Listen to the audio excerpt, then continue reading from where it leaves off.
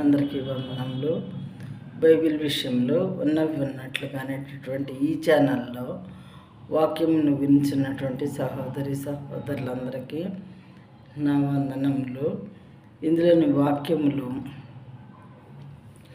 మరి బైబిల్లో ఏమున్నాయి, ఎలాంటి విషయాలు ఉంటాయి అని తెలుసుకోవాలనేటటువంటి ఆశ కలిగి తెలుసుకోవటానికి వీలు లేనటువంటి పరిస్థితిలో ఉన్నటువంటి సహోదరుల కోసం చేయబడినవి. ఆ తర్వాత మరి రోజు వాక్యం అంటే ఇంట్రెస్ట్ కలిగినటువంటి వాళ్ళు రోజు వాక్యాలు వినేటటువంటి సహోదరులకు కూడా మరి వాకింగ్కి వెళ్ళేటప్పుడు ఇవి పెట్టుకొని వింటూ వెళ్ళటానికి వీలుగా ఉంటుంది.